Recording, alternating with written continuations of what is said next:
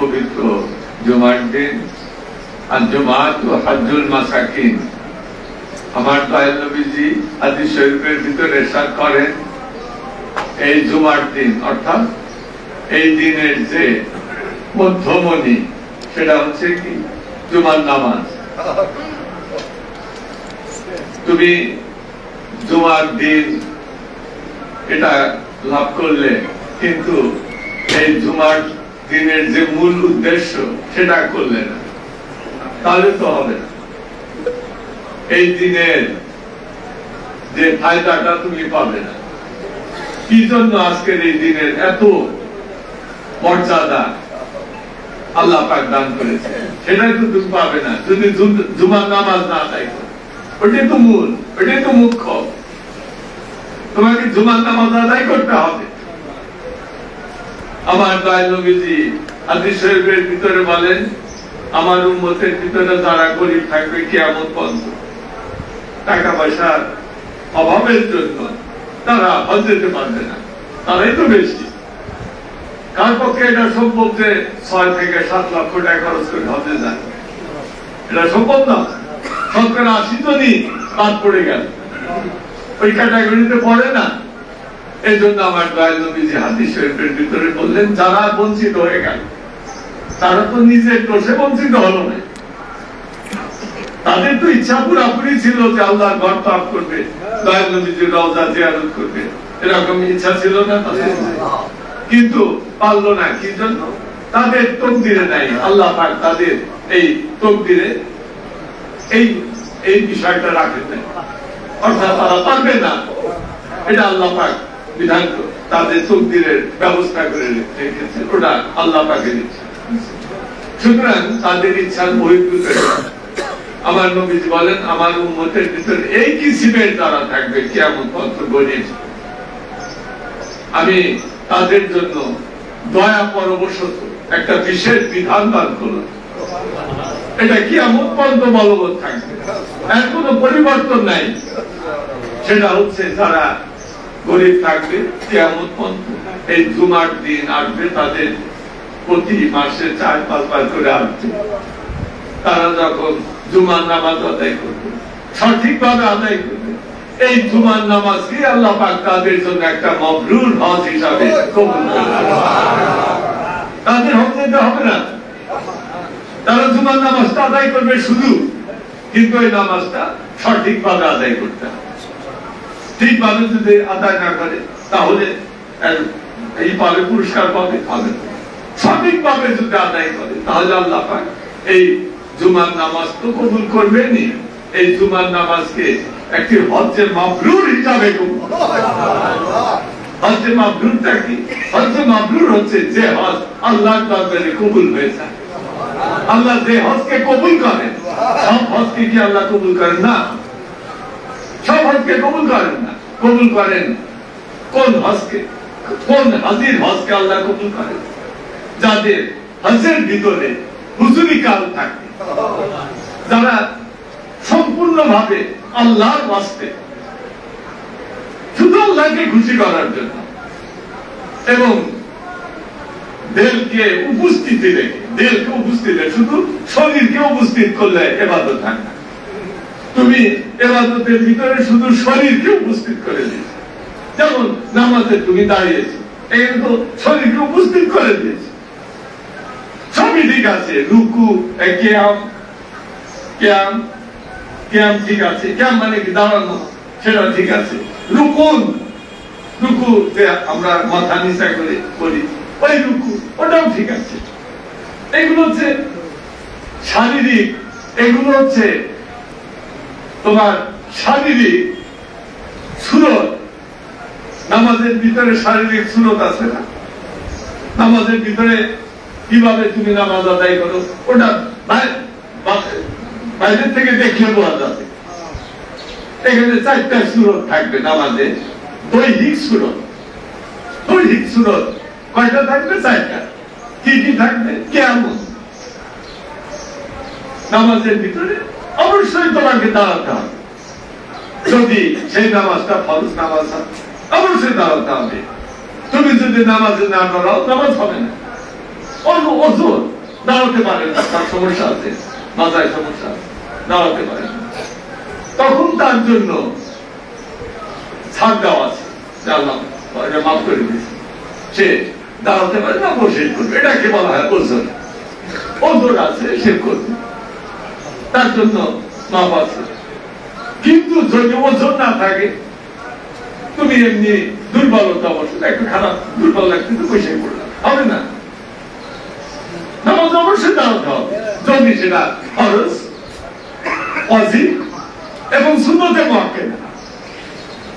হ্যাঁ, সুন্নতে গায়ের মুআক্কাদা নফল নামাজ, ওগুলো তুমি বসে পড়তে পারো, তোমার শারীরিক সামর্থ্য আছে দাঁড়িয়ে পড়ার, তারপরেও বসে পড়তে পারো, এতে তোমার ওই নফল নামাজ কোনো ক্ষতি হবে না, ওটা আদায় হয়ে যাবে। কিন্তু নামাজ যদি সেটা ফরজ হয়, ওয়াজিব হয়, সুন্নতে মুআক্কাদা, অবশ্যই দাঁড়িয়ে পড়তে হবে। এটা হচ্ছে নামাজের দৈহিক সুরত। প্রথমটা হচ্ছে তোমাকে দাঁড়াতে হবে, কিয়ামুন। দ্বিতীয় হচ্ছে রুকুন, রুকু। রুকু আমরা যেভাবে করি ওভাবে, কুনিশের মতো ওভাবে তোমাকে করতে হবে, এটাও নামাজের ভিতরে অবশ্যই করতে হবে। এরপরেরটাই চলে যাচ্ছে কোথায়? সিজদা, সাজদাতুন। কিয়ামুন, রুকুন, সাজদাতুন, কুদুন। সাজদার পরে কি? কুদ, বসা। আমরা যারা তরিকতপন্থী, আমরা বলি আহম্মদী সুরতের নামাজ। ওহাবীদের শরীরে আগুন লেগে যায়, কি বলে কি বলে? নামাজ পড়ি আমরা, আল্লাহর নামাজ। এখানে আবার আহম্মদ শব্দকে সন্নিবেশিত করছে, অসুবিধা নেই। আহমদী সুরতের নামাজ আমরা বলি। আহমদ আল্লাহ পাকের প্রদত্ত নাম।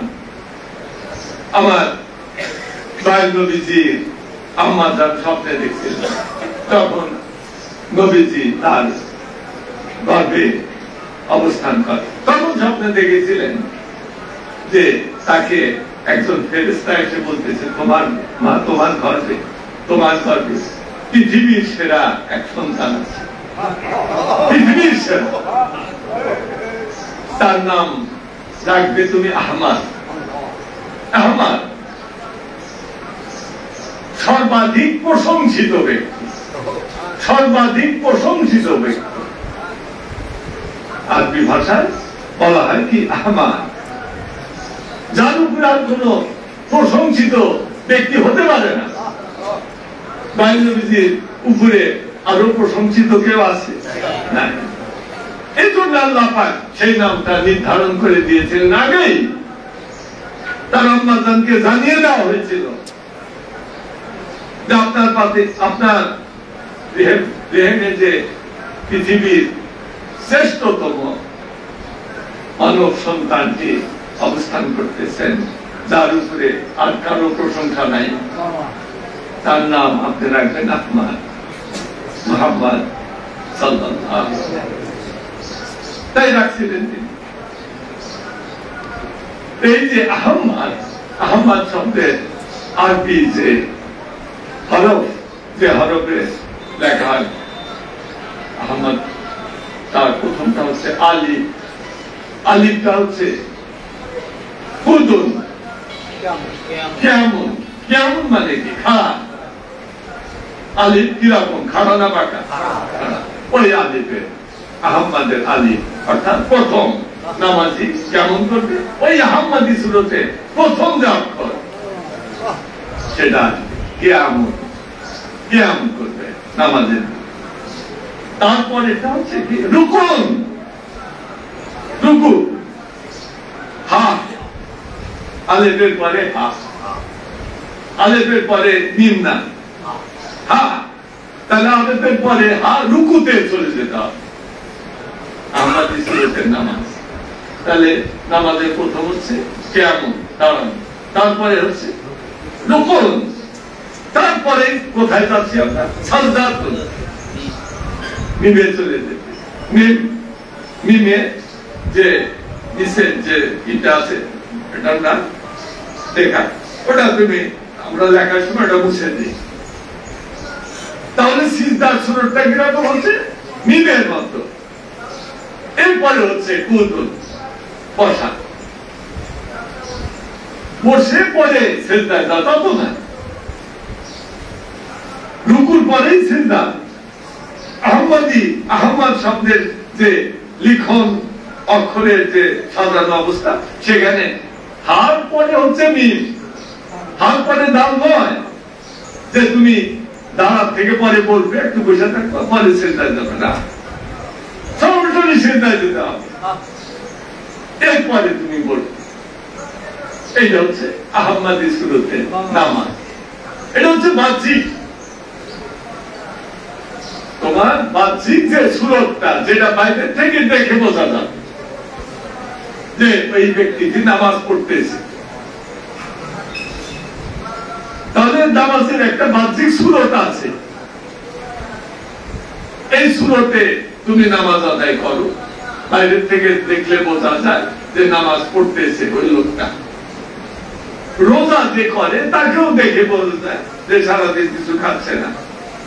গোপনে যদি খায় সেটা আলাদা ব্যাপার, সেটা তো আল্লাহ দেখবে।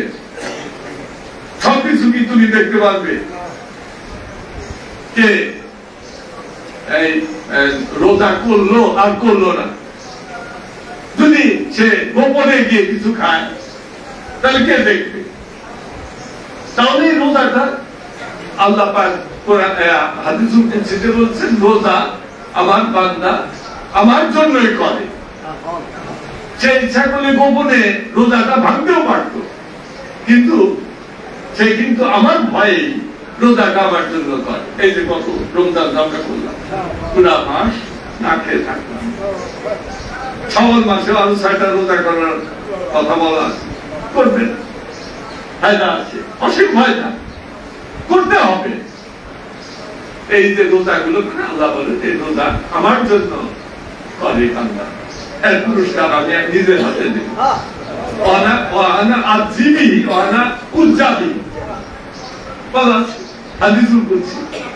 রোজা বান্দা আমার জন্য করে, এই পুরস্কার আমি নিজের হাতে দেব। অথবা এর দ্বারা একই যে আরবি গ্রামেটিক্যাল যে শব্দার্থ চয়ন করা হয়, সেখানে দুইটা মানে হয় এই একই হাদিসে। একটা হচ্ছে আল্লাহ বলে রোজা আমার জন্য, এবং আমি তার নিজ হাতে তার পুরস্কার। আবার এই দ্বারা বলা হচ্ছে রোজা আমার জন্য, আমি নিজেই রোজাদারের পুরস্কার। আল্লাহ পাক বলেন আমি নিজেই তার পুরস্কার দেব। আল্লাহ যদি নিজেই পুরস্কার হয়ে যান, তাহলে আর কোন দানের আর কোন পুরস্কারের বাকি আছে? এখন এত যার পুরস্কারের মূল্য, সেটা কি একবারে খুব যেন তেন ভাবে করলেই আদায় হয়ে যাবে? হবে না, ওটাকে সঠিকভাবে আদায় করতে হবে। আমার আল্লাহ পাক কোরআনের ভিতরে বলেছেন তোমরা নামাজ পড়ো, ঠিক আছে, সব ঠিক, কিন্তু নামাজের ভিতরে যদি দুইটা বিষ থাকে, বিষ খালে মানুষ বাঁচবে নাকি? একদিন যদি কেউ খায়, আত্মহত্যা করবার জন্য অনেকে খায় না, ওই যদি একদিন খায় তাহলে সে মরবে। মরারও একটা সময় আছে, খাওয়ার সাথে সাথে মরবে, খাওয়ার সাথে সাথে মরবে না। যেমন একদিন খাইছে, এর মরার জন্য খাওয়ার পরে 12 ঘন্টা সময় লাগবে মরতে, 12 ঘন্টা এরকম নিয়ে টাইম দেওয়া আছে। এই টাইম দেওয়া আছে, ফ্যাটাল ডোজ, কোন সময় কতটুকু খাইলে মরবো, কত সময়ের ভিতরে মরবো, এগুলো নির্ধারণ করে দেওয়া আছে। কিন্তু নামাজের ভিতরে যে বীজ যদি তুমি খাও, তাহলে ওই নামাজ যে ইবাদত, ওই ইবাদতটা করতে সময় ওই 2 ঘন্টা সময় লাগবে না, 12 ঘন্টা লাগবে না, ওটার সাথে সাথেই ওই নামাজের মৃত্যু হবে। ফাওয়াইলুল লিল মুসাল্লিন আল্লাযিনা হুম আন সালাতিহিম সাহুন, একটা বীজ, আল্লাযিনা হুম ইউরাউনা ওয়া ইন্নাহুনাল মাউন। ইউরাউনা রিয়া, তাহলে দুইটা বিষয় এসে গেছে।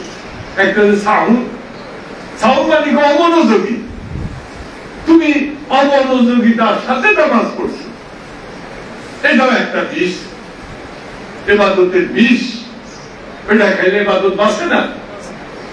দ্বিতীয়টা হচ্ছে রিয়া, রিয়া ওই রিয়া করলেও ইবাদত বাঁচে না। আমার নবীজি বলছেন যে রিয়াটা হচ্ছে, আর রিয়াও শিরকুন খাফিউন, রিয়াটা হচ্ছে গোপন ছেলে, যারা মূর্তি পূজক তারা মূর্তি পূজা করে, এটা প্রকাশ্য ছেলে। আর তুমি রিয়া করো, নামাজের ভিতরে রিয়া করতেছো, অথবা মানুষদেরকে দেখানোর জন্য তুমি মাথায় পাগড়ি বেঁধেছ, মানুষকে নিজের বড়ত্ব দেখানোর জন্য তোমার মাথায় পাগড়ি বেঁধেছ, তোমাকে জাহির করার জন্য, আল্লাহর আদেশ পালন করার জন্য নয়, নবীজির হাদিস পালন করার জন্য নয়, তোমাকে প্রকাশ করার জন্য তুমি এই কাজটা করেছ। এটা কি বলা হয় রিয়া। আমার নবীজি বলেন এই যে রিয়াটা, আর রিয়াও এই যে রিয়া, এটা কি শিরকুন খাফিউন, এটা হচ্ছে গোপন ছেলে। তোমরা দেখো এই মূর্তি পুজো অমক অমক দেখে বলে এরা অভিশপ্ত মালাউন, কিন্তু তোমরা যে রিয়া করতেছো, লোক দেখানোর জন্য ইবাদত করতেছো, তোমরা যে গোপন ছেলে করতেছো, তোমরাও তো মালাউন, নিজেরাও তো মালাউন, এক মালাউন আর আরেকজনের মালাউন, তুমি তো নিজেই মালাউন। সেইভাবে এই রোজা করলে সারা মাস কষ্ট করলে বললেন, মনে করলে যে আল্লাহ পাক নিজেই আমার পুরস্কার হয়ে গেছে, বুঝলে হয় না। এই জন্য হযরত বড় বিষয় বলছেন যে ইবাদত করার আগে বুঝে সুঝে ইবাদত করা, আর ইবাদত করলে হবে না, খালি হাল বাইলেই হবে নাকি? ওই সামনে যে গরু হাল টাইনে নিয়ে যেতেছে, ওরাও তো হাল বাইতেছে, তাই তুমি গরু হয়ে যাবে নাকি হাল বাইতে? বুঝে সুঝে লাগল চালাইতে হইব না। সেইভাবে তোমাকে করতে হবে, সঠিকভাবে করতে হবে। হাল বাইতেছো, পিছনে ওই দুইটা বলদ, ওই বলদের মতো তুমি হয়ে গেছো, যেদিকে হাল যায় সেদিকে যায়, হবে নাকি চাষ? হবে না। এইভাবে তোমাকে ঠিক করতে হবে ইবাদত বন্দেগী তুমি কি করো, তাহলেই সে তোমার পুরস্কার, নাহলে তো পুরস্কার নয়।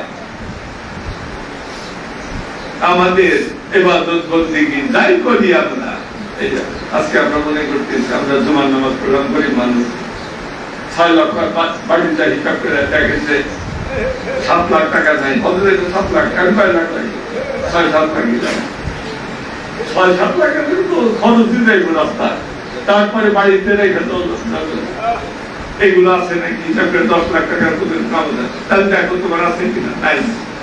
তুমি তো খুশি হয়েছো আমার নাই, আমি তো জুমার নামাজটা পড়ছি, আল্লাহ পাক আমাকে এটা মাবরুর হজ দান করছেন না, কারণ তোমার নামাজই তো হয় নাই, আর ভিতরে তো বিষ ছিল, কাজে রিয়া করি না, আমি রিয়া করি নাই, ঠিক আছে রিয়া করো নাই, কিন্তু সাউন্ড তো করছো, সাউন্ড মানে কি অমনোযোগিতা, হুজুরি কাল নাই ছিল না।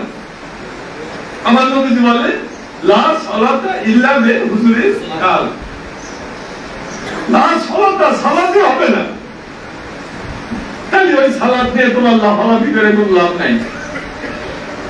আমার নবীজি বলছেন সালাতই হবে না, তাহলে যে বাতিনি শর্তটা আদায় করো নাই নামাজের ভিতরে।